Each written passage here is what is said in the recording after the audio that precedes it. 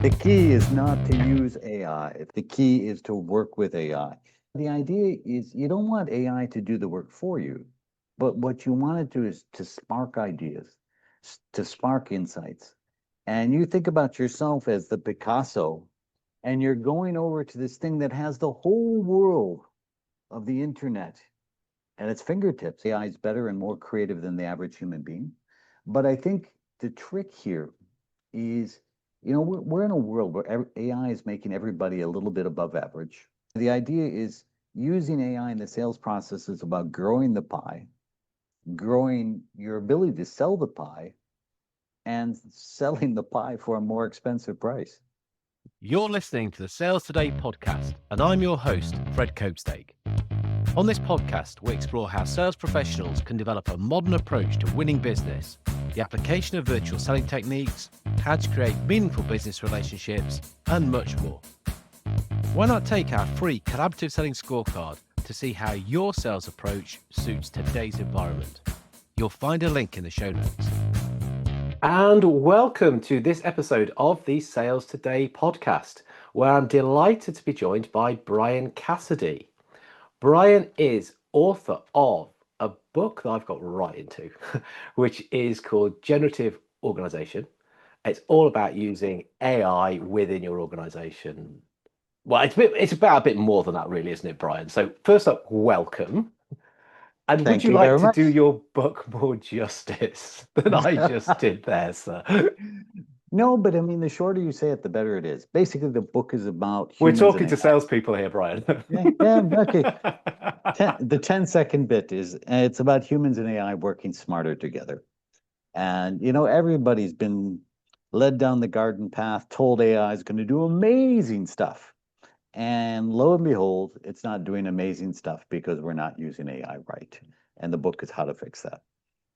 It is, and the bit which kept jumping out at me and why I'm all over it is that you're talking about collaborating with AI, partnering with AI. And I'm like, this is my angle on how salespeople should be working with customers. So if they've got that mindset right, and then they can apply it to the use of AI, they are even more valuable and useful for customers. And I just love Yeah. that angle with it. It's awesome. No, I mean, I think it's the same mentality. You don't use your customer. You work with your customer. You partner with your customer.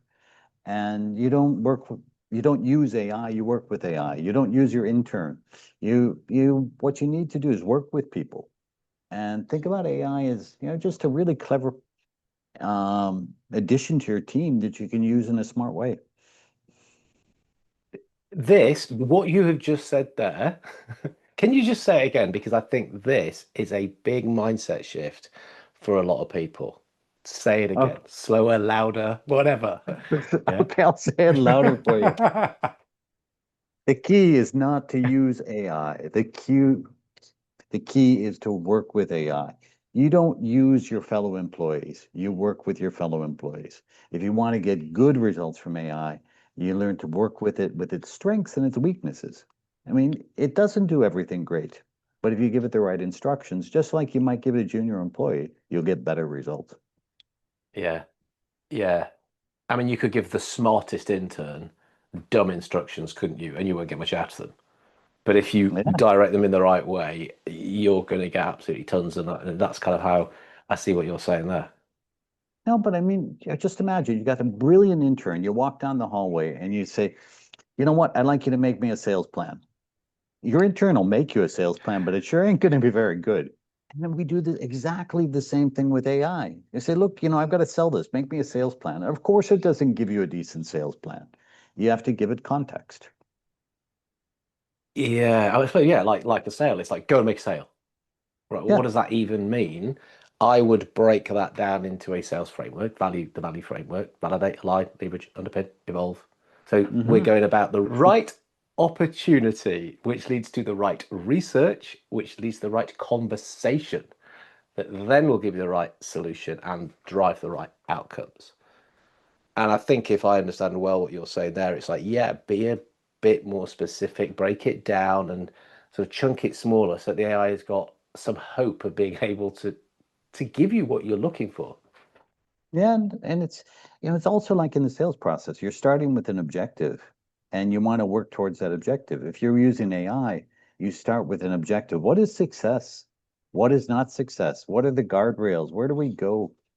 And make sure that you, as the user, is thinking and leading the process and not the other way around.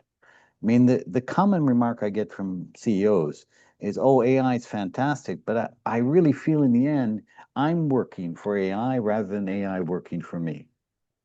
And what it does is it pumps out 50 pages, 100 slides, and then you, as the poor user, have to go through all that stuff. But if you guide it differently, you can get it down to the one slide, the one message that's going to lead to the sale. Yeah.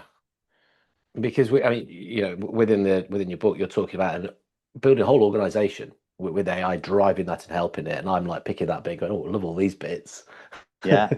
Let's have it in the sale." And when we were chatting before, I went, "Right, you're talking about jobs to be done. I love jobs to be done as a part of a sales way of thinking, demand Hmm. side selling, because you're trying to work out what the struggles, what the things that somebody is trying to get their head around and working that through, and then saying, hey, look, I suspect these are the things that you might be. It is. You're like a mind reader.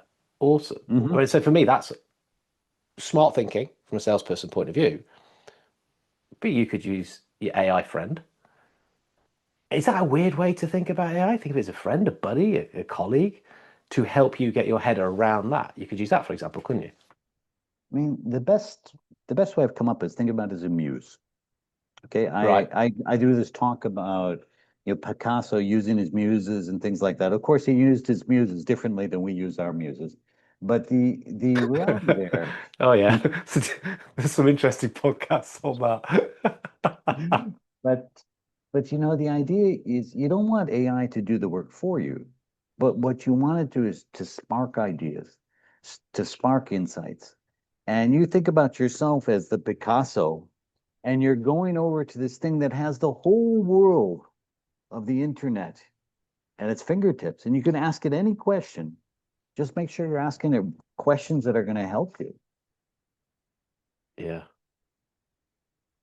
And okay, maybe this is the answer I want or the way I want to hear this, but this is, it's sparking you. So again, sometimes I think of it a bit like you've got the seed and you just want to grow the tree faster.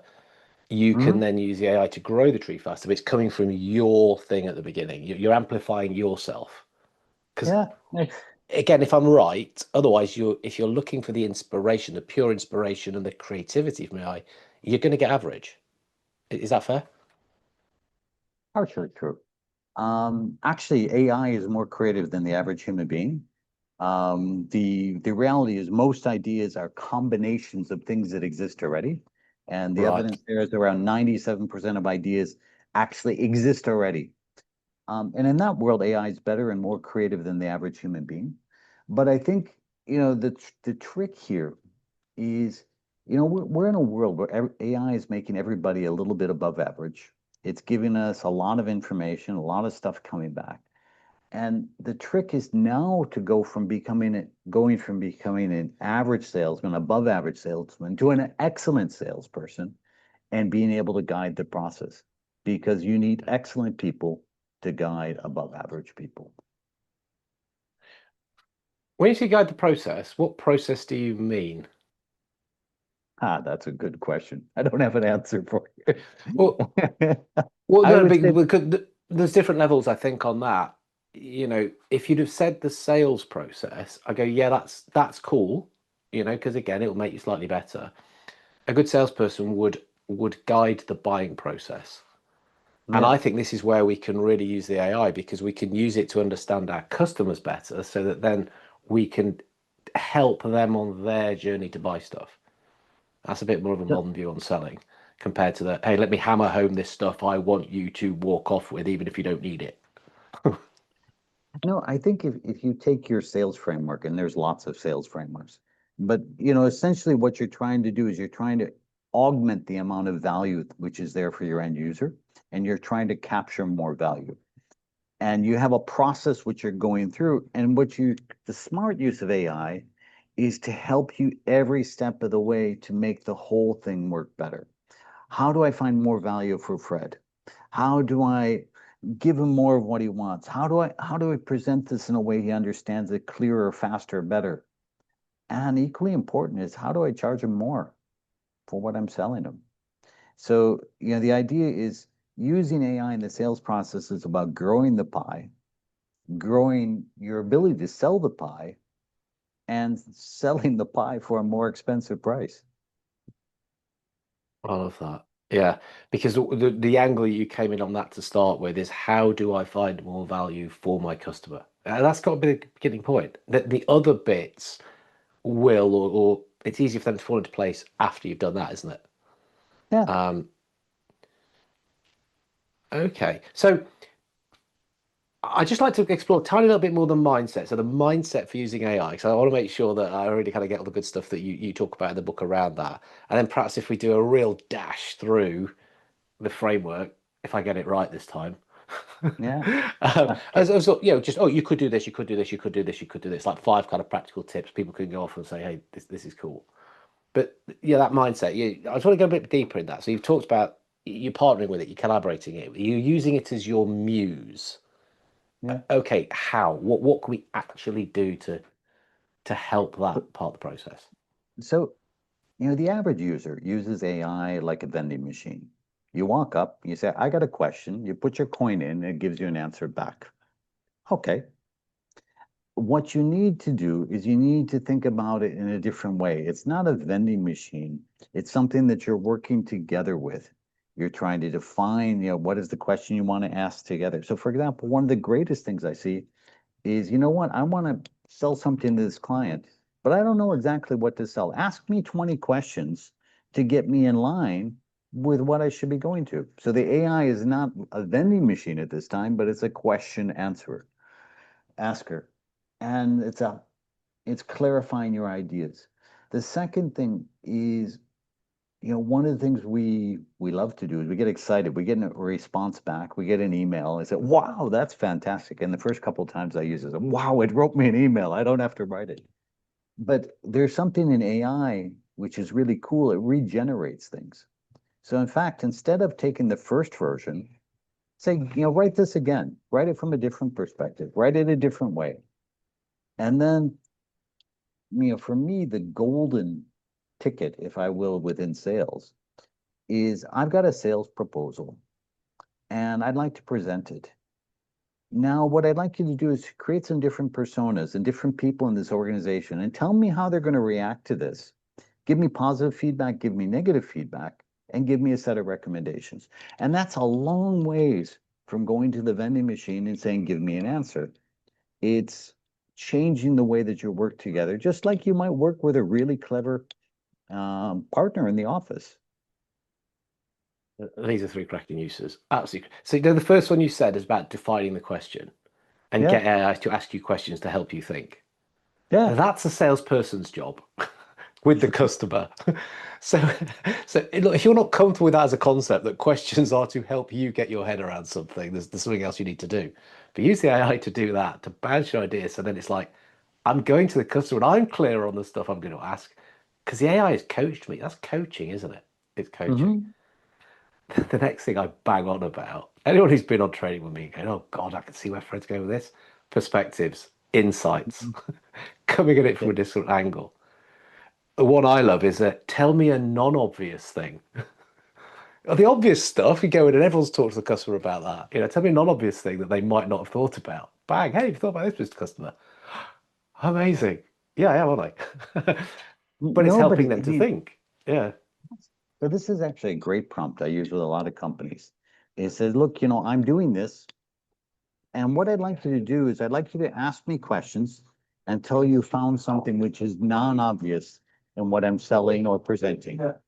And because the thing is, we lose the brilliant bits of what we're talking about, and we don't know what somebody else doesn't know.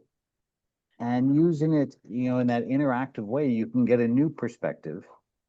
And how do I make this rock and roll when it's, just singing a little bit of a melody right now? Yeah, yeah, yeah, yeah. Non-obvious. Go with non-obvious. It's such a cool prompt. But then the other thing you were saying about your sales proposal and like different people involved, there are different people involved. And again, a good salesperson knows this, should know it. We talk about decision-making units. This Hmm. bunch of people who've all got something to say about this decision. I mean, use it to kind of scope out who they might be. Don't. I think a lot of this is about being humble, actually. Not, I know all this stuff. What can the machine tell me that I don't know? Probably a lot. Yes, and it might flag up this person could be involved in making this decision. Oh, right. Okay. But then when you've got this cast of characters, here's a proposal. What bits they're going to like, what they're going to dislike, what bits they're really going to go for, what might they not, what bits should I include?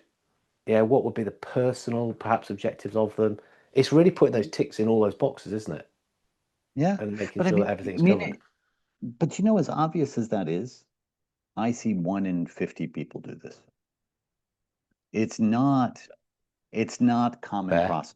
It's it's common logic, it's common sense after somebody tells you. And you say, well, why didn't I think of this before? And that's usually the mark of a good insight is that, well, why didn't I do this before? But Yeah. using AI to give you different personas, it's a fabulous way. And you know what happens? Your day might be visiting the CEO, the CFO, and the HR person at the same time. And maybe what you want to do is tweak your sales proposal for each one, or Yeah. your lead your conversation is a little bit different. And I mean, the thing is, it also comes back to the value equation. What is value for the CFO? What is value for HR? Yeah. Yeah. I did this recently actually with so I do a lot of work into engineering. Hmm. Companies who are working with engineers. Engineers, though, I mean that's a pretty broad thing. So I've built some personas around different sorts of engineers. There's Preva, the product manager, and Derek, the draftsman. They all had names and like characteristics. And I got, can you Okay. give me a picture of these people as well? It even drew me a little picture of this. So I Yeah. could go, right, I'm talking to that person, talking to that, talking to that, talking to that. Yeah. Now, persona. Remember, there are persons, real life people, and that's when we go and talk to them like human beings do.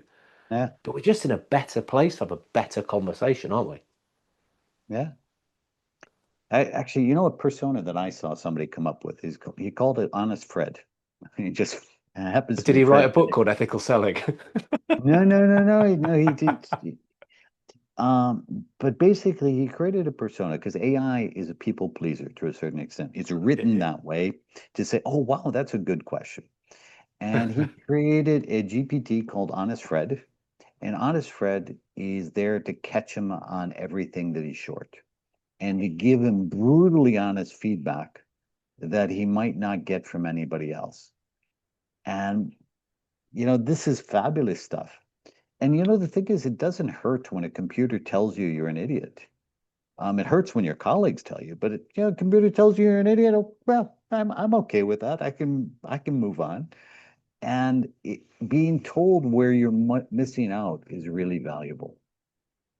Yeah. And if you've got the wherewithal to create that GPT or whichever way you're doing it to get that, you Yeah. get it. You know you want your blind spots highlighting. You want to develop as a person. You want to fill out those things to do a better job for yourself, family, customers, Mhm. company, everybody. Um, oh, honest Fred. Yeah. Oh, let's have a play with Yeah. that. No, it's From one fabulous stuff. Fred to another, you're an idiot, mate. Oh God. Steady. Can you? We could get warmth. Is there a warmth? Yeah. Is there a warmth? Go turn it down a bit, mate. Yeah. Oh, cool. No. Um, okay, so yeah, so this mindset, using it as a collaborator, using it, partner, friend, someone giving you feedback, someone helping you think, creating better stuff for you to go and work with customers better because you're using it to help you. Using it, I'm using the wrong language, aren't I? I've used the Yeah. wrong language. Yeah, Yeah. caught myself. Caught myself. Yeah. Yeah, Yeah. collaborating with it so that Hmm. you can do the better job. Yeah, it's And easy it's to just, drop into the wrong language, isn't it? but language means things.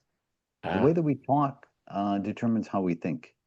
And if you say, look, I'm going to do a session where I'm using AI to write a proposal, or I'm doing a session where I'm going to work with AI to write a proposal, you'll do it different ways.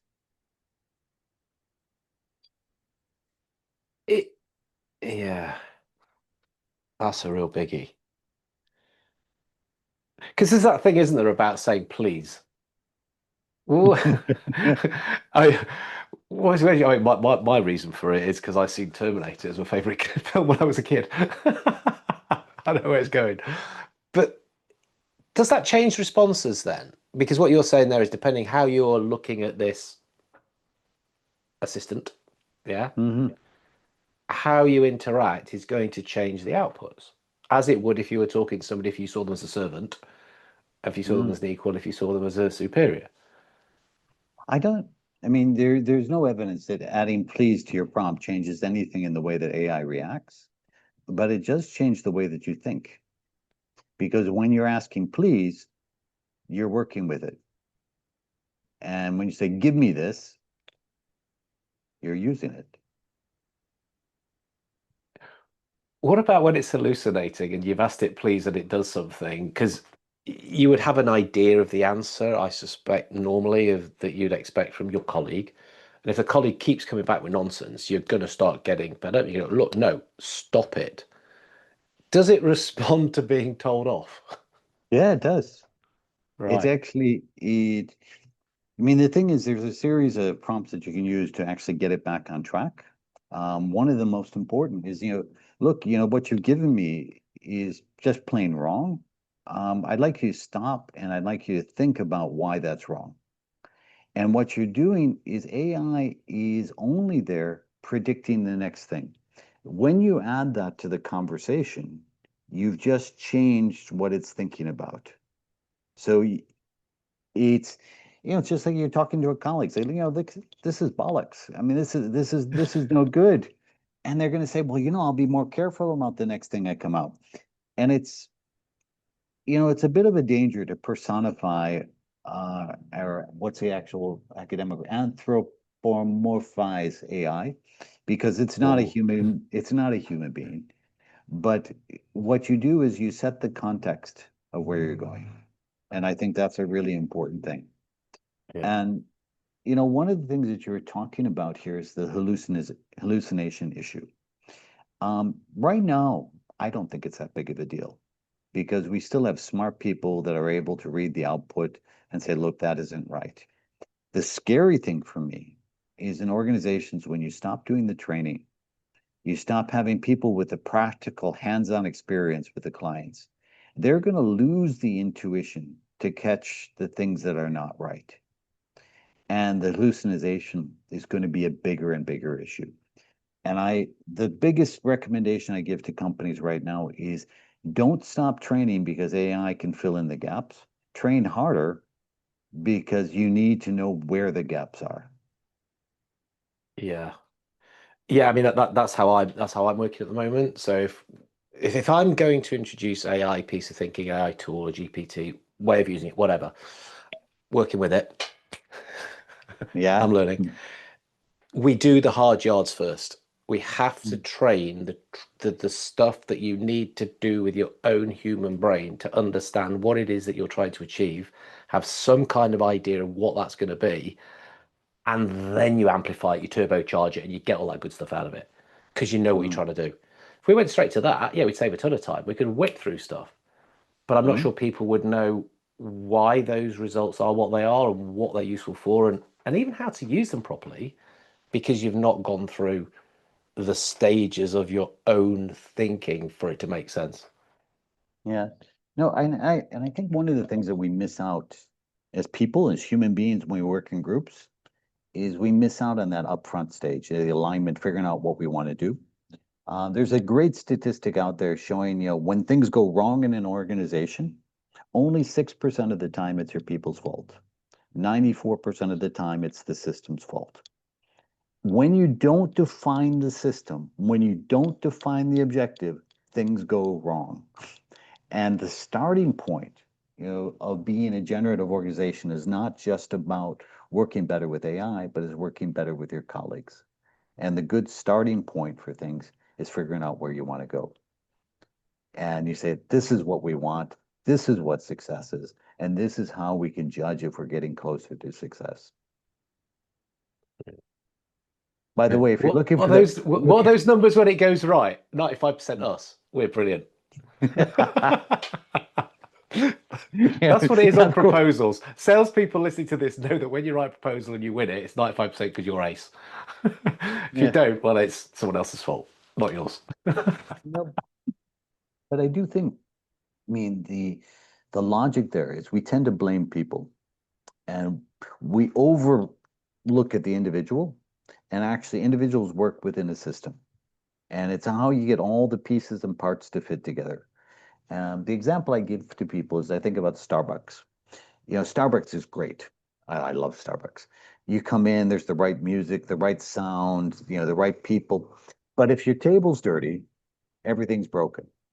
It's a system where all the pieces and parts need to fit together. When you're selling something, you need all the pieces and parts to fit together. You need to manage all the stuff. What is the first impression? What is the product quality? What's the delivery afterwards? And that's what makes organizations great, is getting the Yeah. system right. God, I feel like I'm Okay. on my soapbox right now, but it's, No, you know, that's why I invited you. That's the point. No, we want strong opinions on this. yeah. Um, so people can hear, look, this is how to be better at this stuff. Um, okay. How about we do a little skip through the framework and sort of think, okay, so we've touched on some of these things already. I'd love just to map a couple of ideas, and only with, we've got 20 minutes less really to just go, right, this is what we're trying to do at this part of the framework. What is one way that we could work with our mate Chatty? Yeah, Okay. I've Okay. what was the word? Anthrop Anthropomorphize. I've But it's a given tough it. word. It is. Make it make it a computer or a human, but that's okay. Yeah, I've done that. Okay, so value framework, V for validate. This is all about having the right opportunities. Okay, Hmm. so what is something we could do with AI to make sure we're kind of on the right track and doing the right thing there? The biggest issue, maybe not in sales, but if I look in the startup world from where I am, is people are selling something people don't want. You have to validate, you have to validate actually you've got something that's there. And you talked earlier about jobs to be done. The AI is a fabulous jobs to be done partner. you know, Please help me identify what is the value that they want, what are the things they want to change, and does my product actually change it? And you're validating that you've got something to offer. And a great salesman is going to also know that you can't sell something that has no value. Well, maybe you can, but you can't sell it for a long time.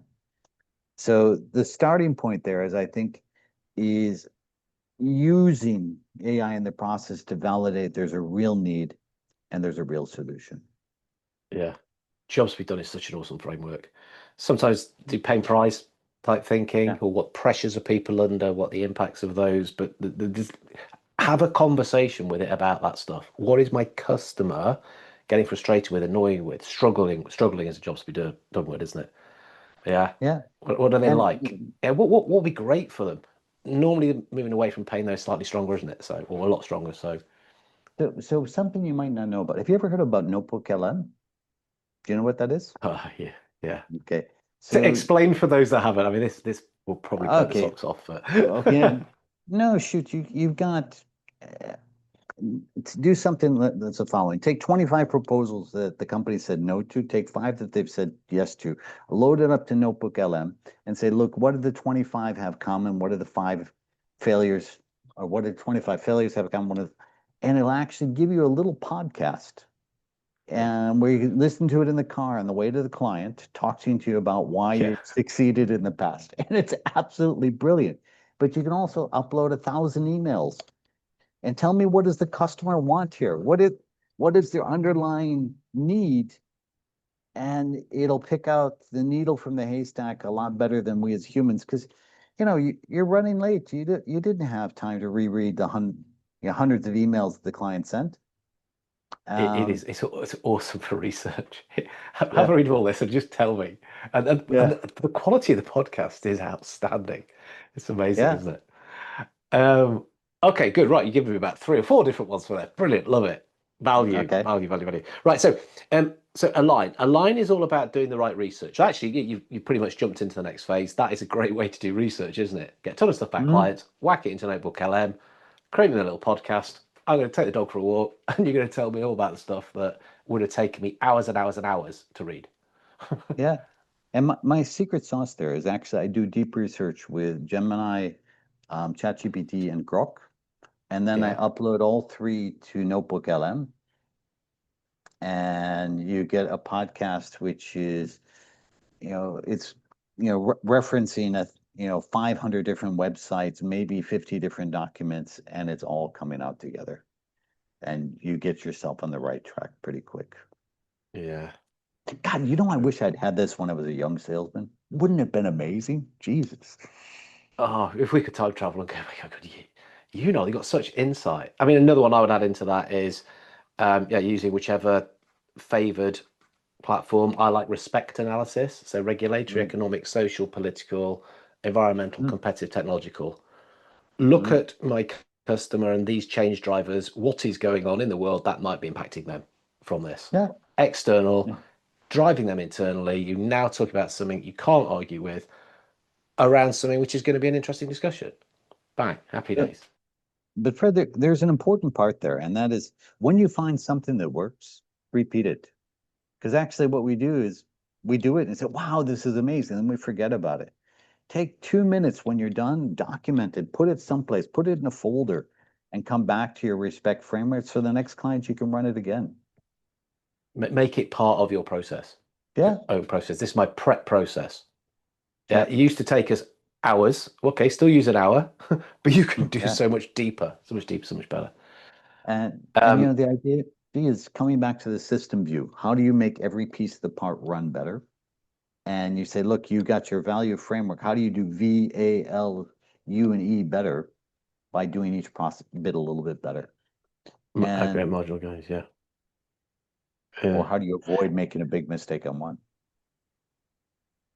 Yeah, yeah. So you then yeah, you can link these. So the L is leverage. That's about right conversations. So again, Hmm. what's our friend going to help us do with that? Well, you've mentioned one already. Coach me on it. Yeah. Coach, I'm going to have this conversation. Ask me stuff. Yeah. What Yeah. else would you suggest? Could we do?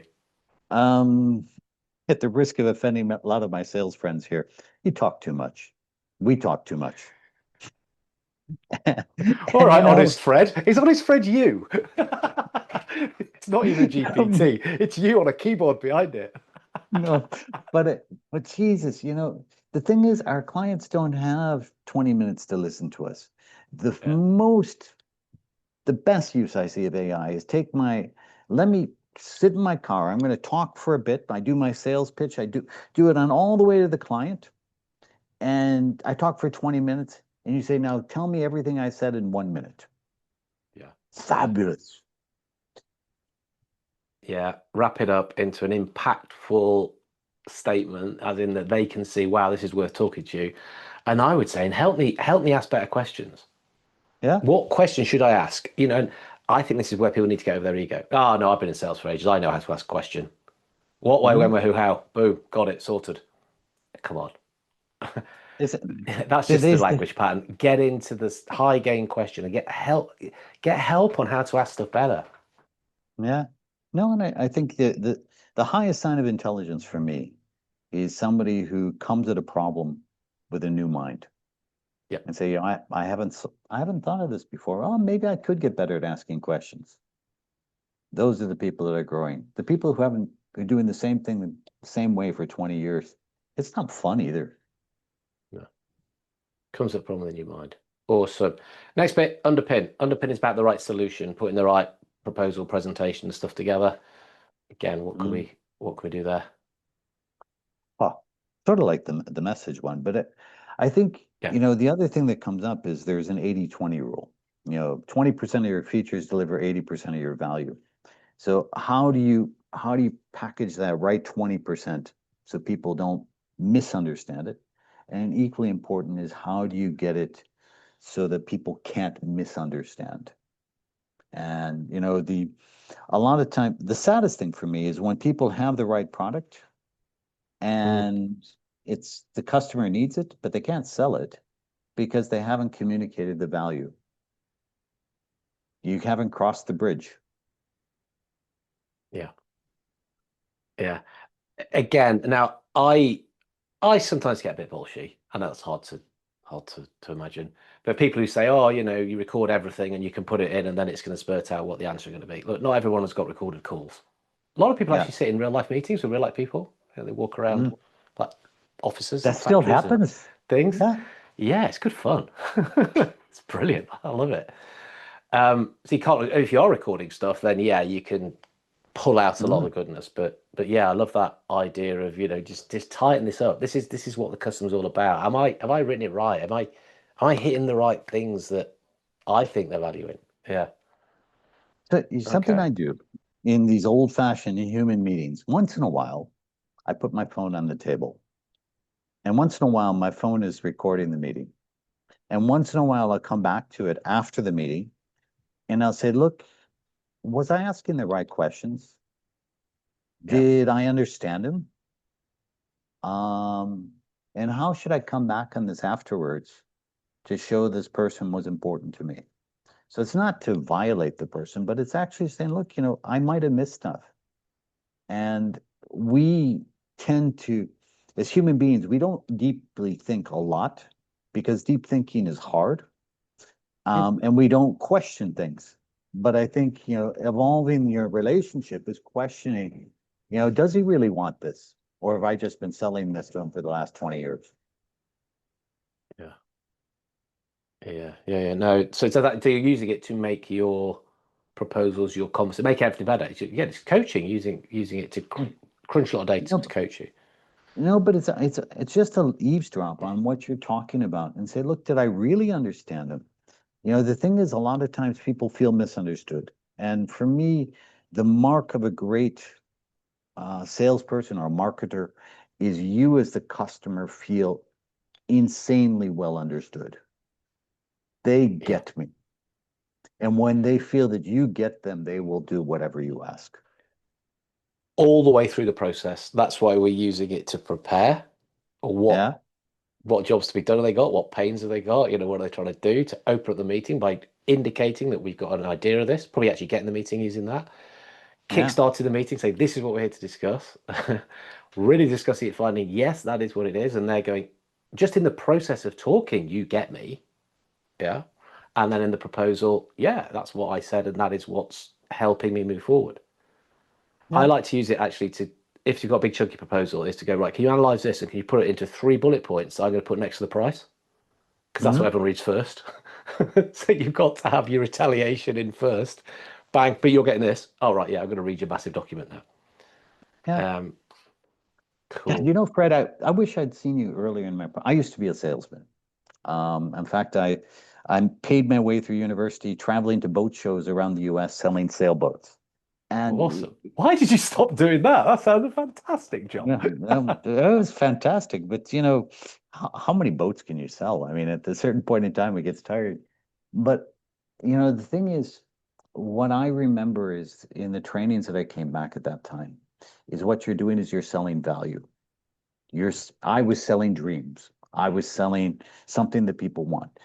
And actually, if I listened to you talk 20 years ago, it would have been cool because I would have been focused more on the dream that I'm getting to, the value that I'm bringing, and I would have been more successful. So I like your framework, Matt. I'm not sure we would have been saying this 20 years ago. No? Stuff has evolved. Yeah, we've moved on and got better at understanding this is what people actually buy.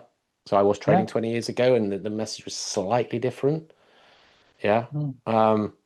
We're moving out of the close era into the consultative era, but now we've moved through value and into collaborative. So yeah.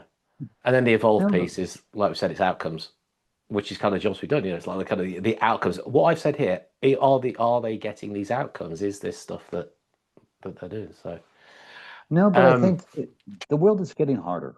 And as the world gets harder, we have to co-create value. And if you're not, really over delivering, if you're not really doing what you need to do, you're going to lose out over the long run. And I think what you need to do is take every tool in your toolbox we've been talking about AI here today as one tool. Don't forget, there's 20 other tools in the toolbox, and you want all the tools to work well together. Emotional intelligence. That's a different podcast. Actually, what I did last week. Yeah. With artificial intelligence, marry those together, you're in a very strong position. Yeah, So I think there's cool stuff. awesome. We could go on forever, and well, actually, we could. Do people want us to? Yeah. Should we put the question out there? We Yeah. just touched on that value framework, and if people think we would like you to go into those elements in more depth, explain more, give us the prompts, give us the GPTs. Can you write some stuff around that? Should we do that? Mhm. Yeah, we could do that. And I actually, I'm going to put in a call to action here. If Go on anybody then. wants us to do this, Yeah. share a link to Fred's podcast, mention the Generative Organization. I'll send you a free copy of my book. And we also get proof that you want to hear more of this stuff. Right. So if we get enough feedback on this, we'll Yeah. sit down and we'll commit to putting together like a mini course, around these things, Yeah, so that people can take it and use it. so the idea would be, let's look at the value that you need to deliver as a salesperson. Let's look at how AI can be your partner in that process. I love these chats. They're fun. They're exciting, but we don't want to do it for nobody. So if you want us to be here, tell us you want us to be here and share it. This is a good podcast. Share it. Talk about it. Right. Good. Okay. We will await the feedback, and well, Brian, I hope that very shortly we are together again, putting together this structured way of working. So, awesome. People can get in touch with you where, just so I can drop those notes into The easy the place chat. to get me is my website, which is genorg.ai, and you can get me there, or look up Bryan Cassady. I'm the only one in the world on LinkedIn with my name, so you can get me easy. And thank you very much, Fred. I enjoyed it today. It was a good time. Oh, me too. Thank you so much for coming and sharing so much. Okay, cheers. Thank you for listening to the Sales Today podcast with me, your host, Fred Copestake. I hope you've enjoyed what you heard today. If you did, please get in touch and hit subscribe. And remember, you can take the collaborative selling scorecard for free to check out how your sales approach works in today's environment. You'll find it in the show notes.